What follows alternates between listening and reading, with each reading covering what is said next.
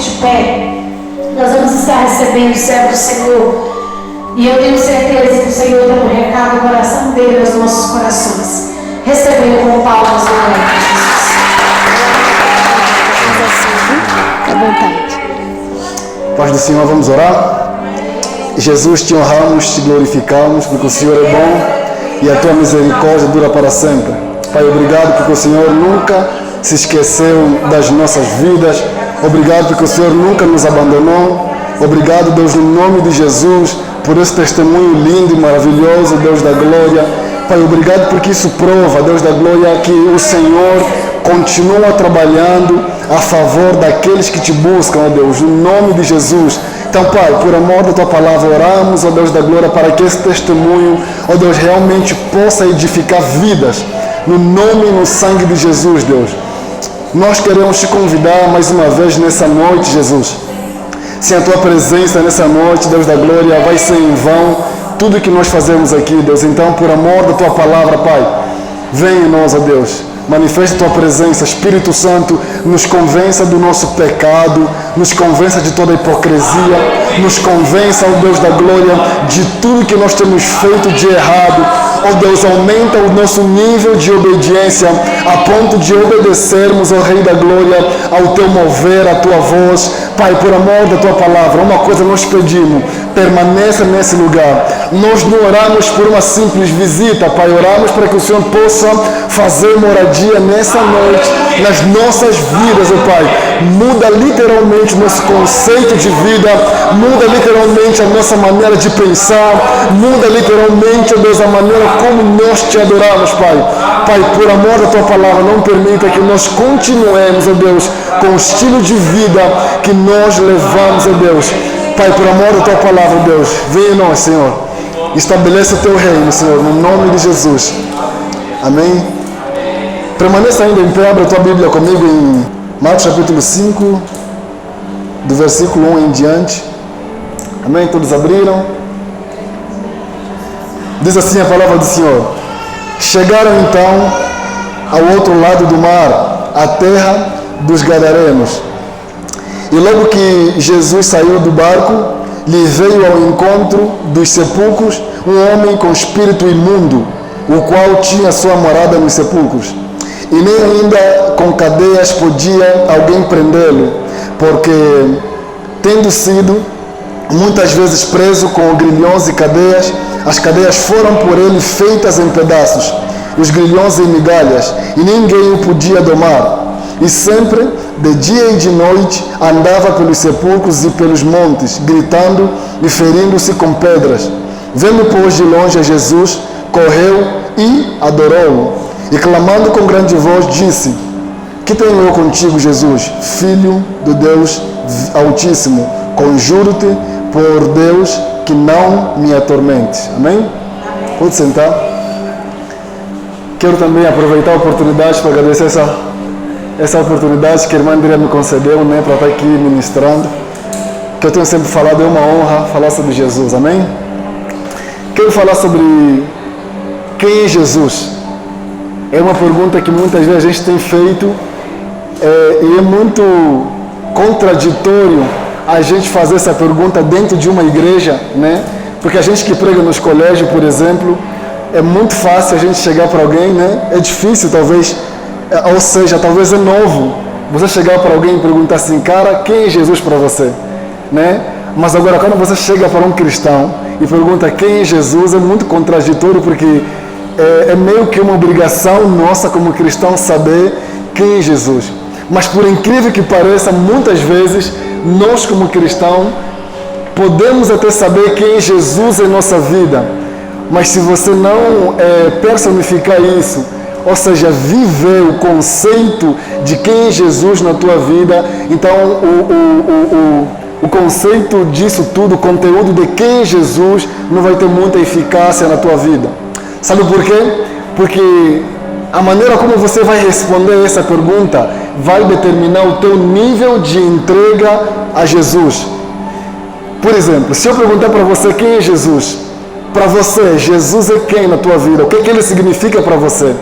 Ou seja, a maneira como você encara Jesus vai determinar o seu nível de entrega a Ele. A maneira como você encara Jesus vai determinar o seu nível de adoração a Ele. A maneira como você encara Jesus vai determinar o seu nível de obediência a Ele. A maneira como você encara Jesus vai determinar o teu nível de fé nele. Por isso, irmãos, é que mesmo dentro da igreja a gente vê, parece que tem nível, né, na vida dos cristãos. Parece que tem cristão que é mais ousado e tem cristão que é menos ousado. Aí você pergunta, cara, aonde é que está a diferença? A diferença consiste na definição dessa pergunta. Quem é Jesus para você? Então, dependendo de como você vai responder essa pergunta, a gente vai conseguir então entender como é que você encara isso. Entendeu? Então, nessa noite, eu quero pregar algo em torno dessa pergunta aqui.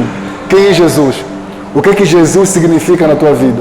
Porque se você não entender quem é Jesus na tua vida, então o teu nível de entrega vai continuar baixíssimo. Se você não entender quem é Jesus na tua vida, você vai continuar sendo a mesma pessoa. Por quê? Porque você muitas vezes adora um Jesus que você não conhece. Mas quando você então vê a Bíblia, quando você lê a Bíblia, você vai entender que Jesus está se disponibilizando o tempo inteiro, de maneira que você o conheça e que você saia então dessa zona de conforto para ir para uma zona diferente. Ou seja, é um novo estágio que Jesus nos convida diariamente para a gente estar. Entende? Então Jesus está nos convidando mais uma vez nessa noite a sair da nossa zona de conforto, a ir para uma zona diferente. Uma zona de fé. Uma zona onde não tem papai nem mamãe. Uma zona onde o teu relacionamento vai ser nitidamente com Ele. Uma zona, cara, onde você vai olhar para trás e você vai falar, cara, não tem meu pai aqui, não tem minha mãe, não tem meu esposo, não tem minha esposa, ninguém está me dando suporte. É nessa zona onde Jesus está falando assim, olha, pare de olhar para trás, porque o teu relacionamento não é com pai, não é com mãe, não é com amigos. Você precisa por um momento parar de contar com a ajuda de amigos. Precisa por um momento parar de andar de muletas, porque não é isso que Deus está nos oferecendo. Deus está nos oferecendo a presença íntegra dEle. Deus não está se revelando de maneira parcial. Deus está se revelando com tudo que Ele tem. E tudo que Ele tem é poder. É poderoso, cara. Porque quando Jesus fala assim, olha, eu sou tudo que você tem. Então você não precisa depender de muletas. Você não precisa depender de sacerdotes, de pastora, porque Jesus abriu os braços o tempo inteiro te convidando para um relacionamento de maneira íntegra. Então, quem é Jesus para você? Se você entender que Jesus não se revela na tua vida, então você não vai sair desse nível que você está. Se você não conseguir entender quem é Jesus para você, você vai continuar nesse nível de adoração que você está. Por isso é que muitas vezes nós normalizamos o pecado. Você já percebeu que muitas vezes a gente peca e isso não nos faz confusão? A gente sabe que isso é pecado, mas a gente continua fazendo. Por quê? Porque não faz confusão. Ou seja, cauterizou em nós. Por quê? Porque a gente não consegue entender, cara, que, olha, nós estamos pecando, cara. E Jesus falou assim, olha, eu estou com vocês todos os dias até a consumação dos séculos. Ou seja, você desvaloriza a presença de Jesus porque você está tão acostumado, entendeu? Então Jesus te convida, ei, vamos tirar esse costume, vamos tirar tudo isso. Vamos passar por um novo nível. Jesus está falando para você e para mim nessa noite. Não foi para isso que eu nasci, que eu te nasci. Não foi para isso que eu te gerei. Não foi para isso que eu morri na cruz do Calvário. Eu morri na cruz do Calvário para que você possa ser autêntico em tudo que você faz. Amém. A tua entrega tem que ser tudo que você tem. Amém. Tudo. A gente não tem que adorar o Senhor parcialmente. Tem que chegar no nível de adoração onde você vai falar assim, pai, não tem... É como eu preguei a vez passada aqui. Sabe, tem um amigo meu que ele escreveu uma música e ele mandou para mim. E E a vez passada que eu preguei aqui, eu falei sobre isso. Irmãos, o nosso nível de adoração, o nosso nível de entrega no Senhor tem que ser... sabe quando o cara chega diante de Jesus e fala assim: Pai, não tenho cordeiro, então eu estou entregando meu filho. Então esse amigo meu disse assim: Pai, não tenho cordeiro, não tenho filho, então eu sou a adoração. O nosso nível de adoração tem que chegar nisso. Entende? Pai, eu não tenho cordeiro para te entregar, não tenho filho para te entregar. Então aí Jesus pergunta para você: então o que você tem para me entregar? Então a tua resposta precisa ser: Pai, eu sou a adoração. Aleluia! Eu sou tudo que você tem. Glória a Deus! Então é o que eu sempre pergunto: o que você vai dar para um Deus que tem tudo? Então a minha vida é tudo. Então se você não entender que você tem que entregar tudo, você vai continuar no nível de adoração que você tem. É o nível de quê? De mediocridade. Então o Senhor não está nos chamando para isso. O Senhor está nos chamando para um nível de originalidade, cara. Amém! Sair de um estágio diferente e passar para outro nível. E se isso não está te incomodando, se o conforto não te incomoda, repensa no tipo de cristianismo que você tem. Ok? A Bíblia nos ensina então que Jesus chega do outro lado. Só que quando Jesus chega nesse lugar, tinha um cara que amedrontava muitas pessoas. Esse cara tinha uma legião de demônios. A Bíblia fala assim no versículo 2: e logo que Jesus saiu do barco, lhe veio ao encontro veio ao encontro dele um cara que morava no cemitério. Por que ele morava no cemitério? Porque o convívio social já não era mais agradável, ele amedrontava as pessoas. Então ele tinha que sair daquele lugar e ele foi morar no cemitério. Então ele amedrontava todo mundo que passava por ali. Quando ele percebeu que tinha um movimento, ele falou assim: cara, eu vou de novo amedrontar essa galera. E no versículo 3, a Bíblia fala assim que muitas vezes já tentaram prender esse cara, mas ninguém conseguiu. Homens se juntaram, tentaram prender ele. Ele tirava, ele saía. E no versículo 4 fala assim que ninguém conseguiu domar ele. Por quê? Porque a legião de demônio era tão grande que as pessoas não conseguiam fazer aquilo. Ela amedrontava as pessoas que estavam naquele lugar.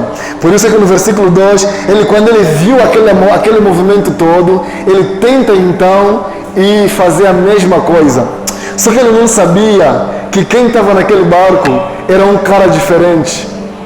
Ele não sabia que quem estava vindo ali era Jesus Cristo de Nazaré, o poderoso Jesus.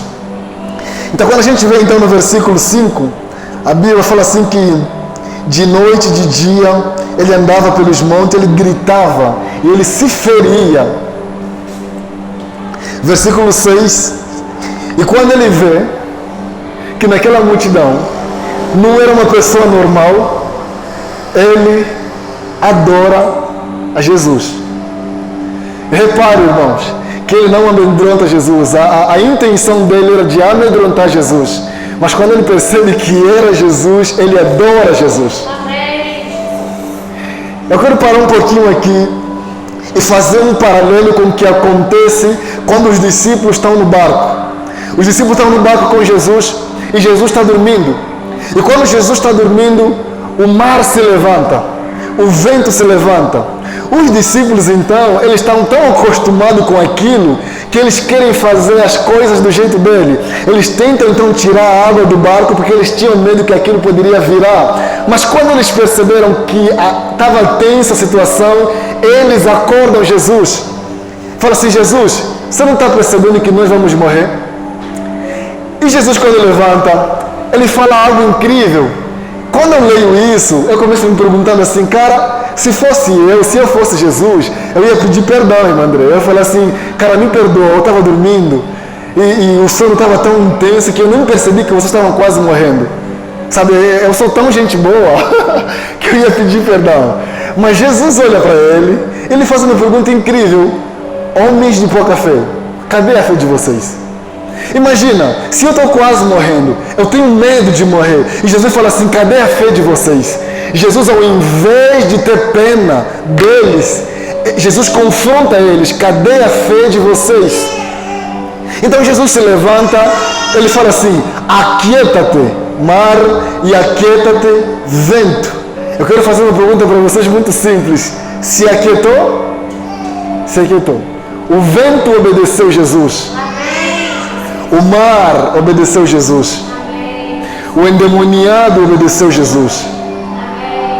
Por quê? Porque essas três coisas, eles entenderam quem é Jesus.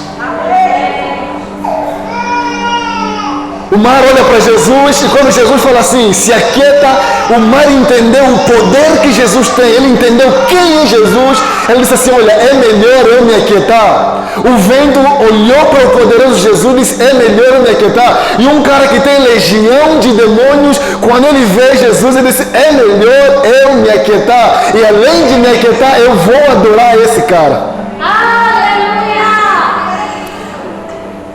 Jesus, você acha que Jesus não sabe que você está passando por problemas? Você acha que Jesus não sabe que você está sofrendo? Mas a mesma pergunta que Jesus faz para os discípulos é a mesma pergunta que ele faz para você. Cadê a sua fé? Jesus não é porque ele não está interessado se você está sofrendo, se você perdeu o esposo ou esposa, namorado ou namorada, se você perdeu o emprego ou não. Mas o que Jesus está perguntando para nós, para mim e para você é: cadê a tua fé? Amém. Sabe por que Jesus pergunta isso para os discípulos? Porque Jesus está falando assim: ei, como é que você tem medo de morrer se eu estou aqui? Em outras palavras, como é que você está chutando o balde se Jesus está com você? Então, eu estava passando por muitos problemas durante esse tempo todo e Jesus me confrontou muito nesse sentido e eu não estava entendendo por que Jesus pergunta para os discípulos cadê a fé? Sabe por quê? Porque a fé vai te fazer entender que Jesus está com você e se Jesus está com você, então está tudo bem.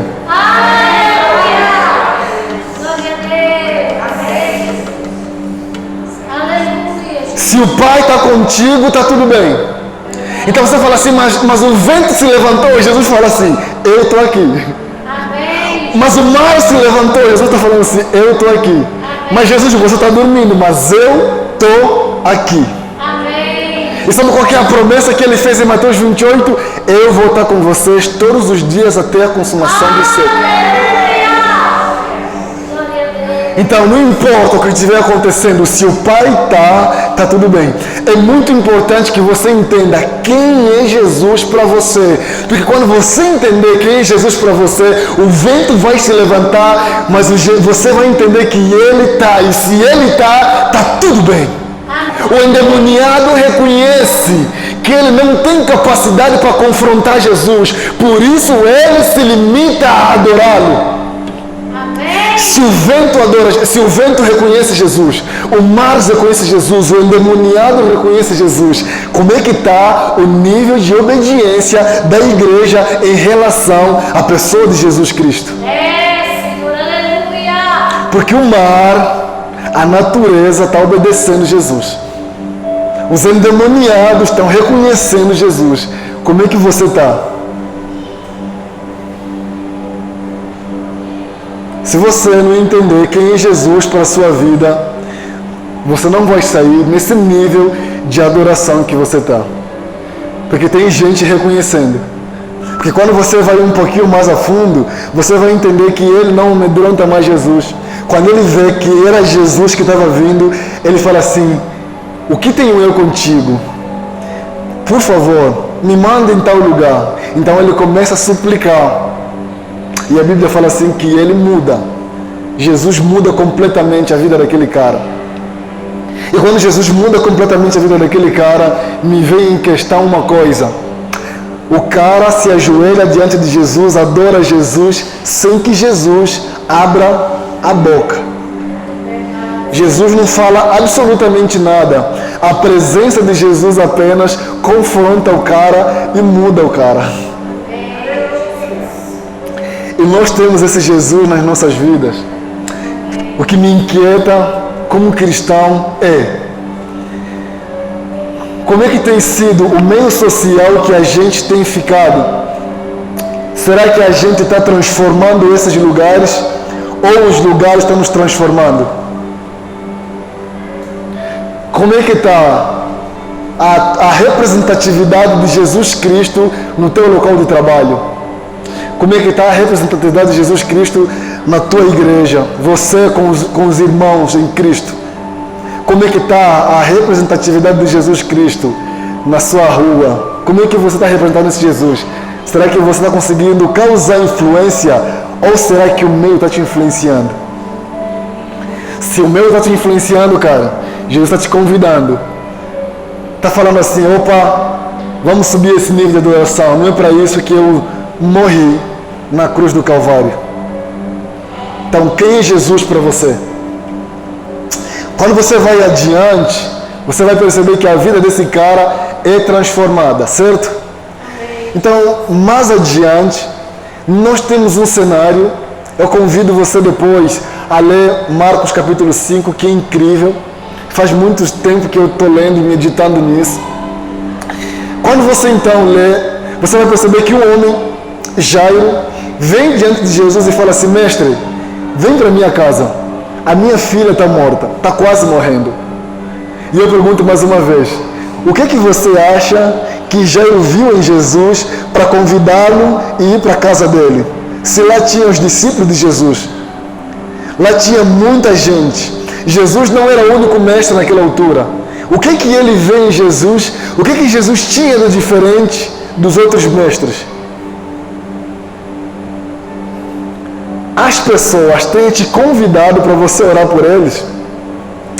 Você tem se doado para orar pelas pessoas? Será que as pessoas conseguem enxergar em você Jesus Cristo a ponto de te convidar, cara, vem para minha casa, lá não tem paz? Ou você é só um mero cristão que vem para a igreja e depois vai como se nada tivesse acontecido?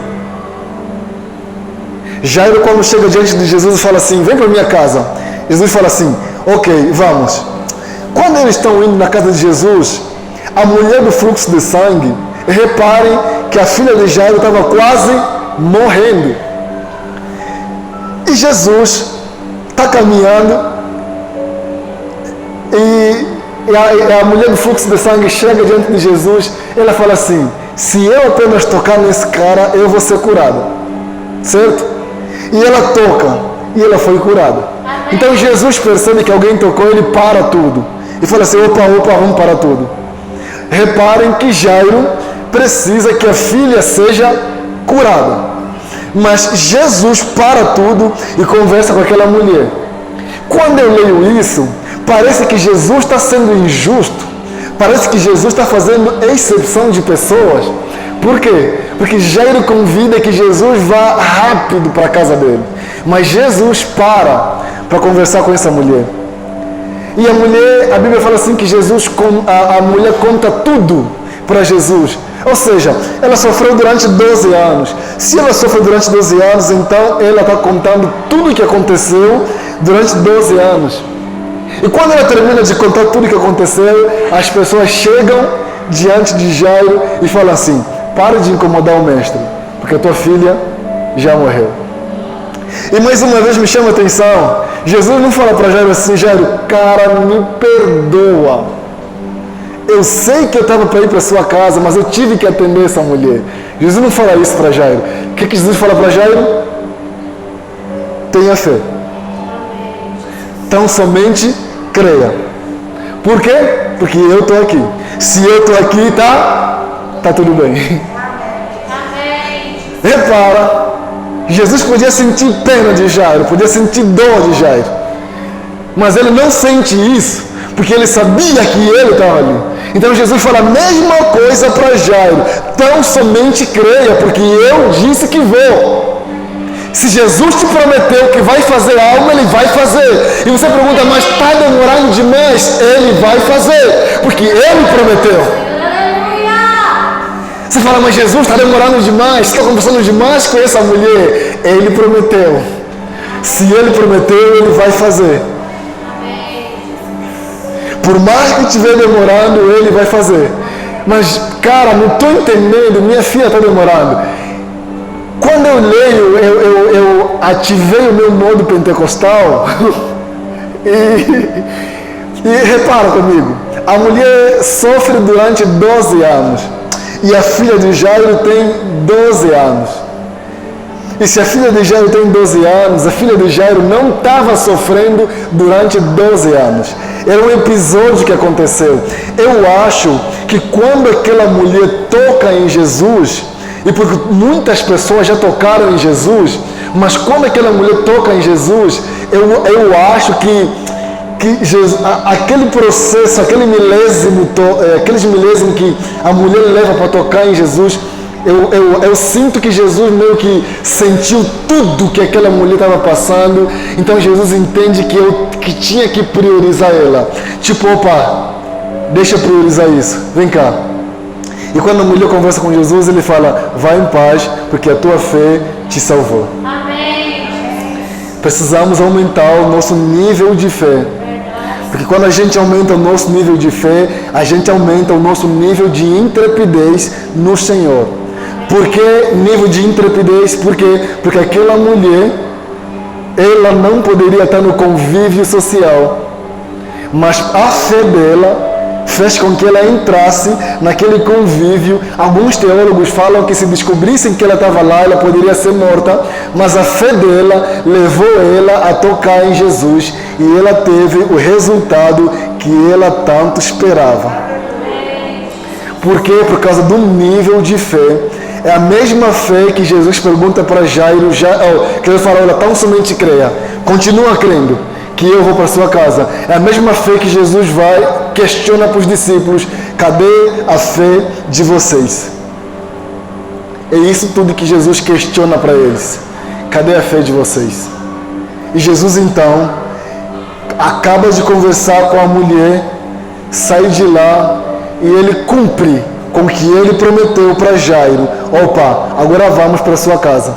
E quando eles chegam lá, ele fala, menina, Talita come, levanta-te. E ela se levantou. E Jesus falou, opa, deem comida para ela, está com fome.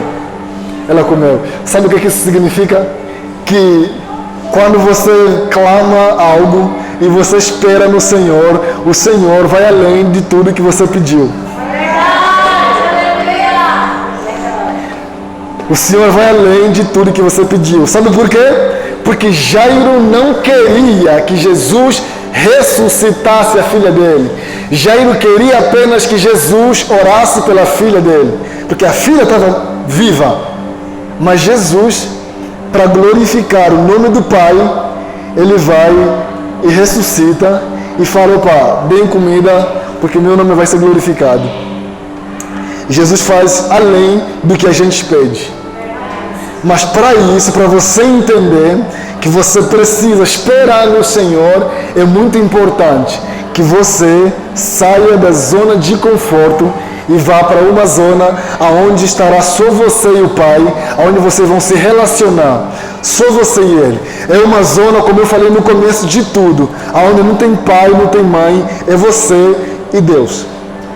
Deus está nos convidando para um nível de relacionamento diferente de tudo que nós já experimentamos. Entende? Aonde a gente vai entregar para o Senhor tudo, inclusive a nossa vida. Por quê? Porque o que é Evangelho? Evangelho é você entender que você não tem mais vida. Evangelho é você entender que você não tem mais vontade própria. O que é Evangelho? Evangelho é você entender que a tua vida não pertence mais a você, a tua vida pertence ao Senhor. Você não tem mais escolha, você não tem mais vontade própria. E se você não tem mais escolha, você não tem mais vontade própria, então a tua vontade consiste em fazer a vontade do Pai. Por isso é que quando chegam diante de Jesus, Jesus fala assim, a minha comida é fazer a vontade do Pai. O Evangelho é isso. É você entender que não temos mais vida, a nossa vida está no Senhor. Quando você entender que você não tem mais vida, então um dia você vai estar em condições de entregar a tua vida literalmente para o Senhor. Por isso é que eu sempre gosto de contar a história dos moravianos. Quando 2 homens jovens moravianos foram pregar para os escravos lá, perguntaram para eles, cara, se vocês forem pregar, vocês nunca mais vão voltar, vocês vão morrer. Então eles falaram a famosa frase moraviana, que o cordeiro receba a recompensa dos seus sofrimentos. E eles foram e se entregaram, morreram e nunca mais voltaram. E assim como o Paul Washer fala, vai, prega, morra e seja esquecido. É sobre isso que o Evangelho fala. Não é sobre ser famoso, isso é consequência da sua entrega. O Evangelho é você ir, é você pregar, é você morrer e é você ser esquecido. Porque quem vai ser glorificado é Jesus Cristo. Quero terminar com vocês contando algo, um negócio muito importante que acontece. Eu gosto muito de falar sobre começos e recomeço, e Deus tem ministrado muito isso na minha vida, sobre começar e sobre recomeçar. Quando a gente está em Gênesis, Deus está conversando, a Trindade está conversando. Quem é a Trindade? Pai, Filho, Espírito Santo. Então Deus olha para aquilo e fala assim, ok, vamos fazer o homem segundo a nossa imagem, conforme a nossa semelhança. O homem precisa pensar como a gente, o homem precisa caminhar como a gente. Vamos criar a humanidade. Depois que a gente criar a humanidade, o homem vai tomar conta do jardim e de tudo. Ele vai regar, ele vai alimentar, ele vai fazer tudo que a gente faria se estivesse lá. Ok? Então o homem está fazendo tudo. E depois nós sabemos que o homem peca. Certo? E quando o homem peca, se passaram muitos anos e nós estamos no Novo Testamento. Quando nós estamos no Novo Testamento, então, nós conhecemos um cara que se chama João Batista. Quem é João Batista? É o cara que foi eleito para abrir rotas. O que são rotas? Rotas são caminhos. É o João Batista que anunciou que o Messias viria. Então pergunta para João Batista, você é o Messias? Ele disse, eu não sou o Messias, mas aquele que vocês verem, que descer sobre ele o Espírito Santo, esse é o Messias. Amém. Então João Batista está lá pregando o Evangelho e Jesus Cristo vai ser batizado e algo inédito acontece. João Batista já batizava durante muitas vezes, mas nunca ocorreu o que estava acontecendo naquele dia. O que aconteceu? Enquanto Jesus estava sendo batizado, a pomba desce. Aleluia. E vem sobre o ombro de Jesus. Amém. E você acha que terminou aí? Não.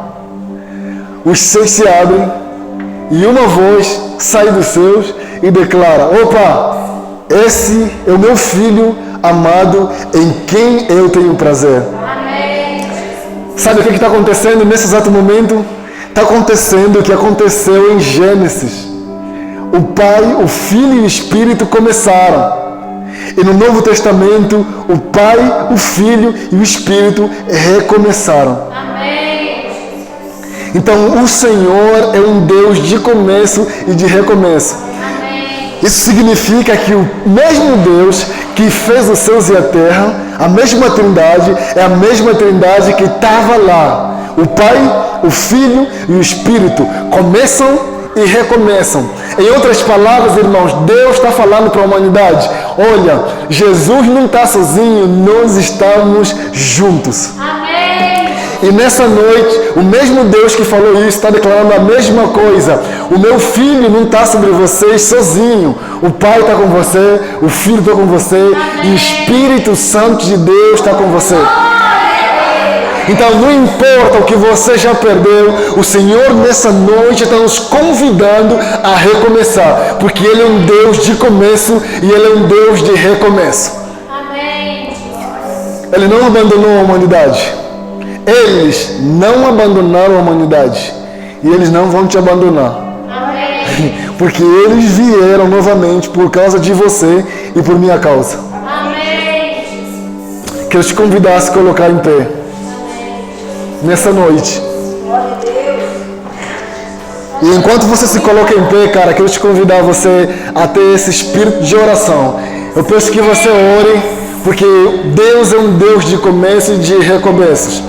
Eu sinto que nessa noite o Senhor estará recomeçando coisas novas na vida de muitas pessoas nesse exato momento.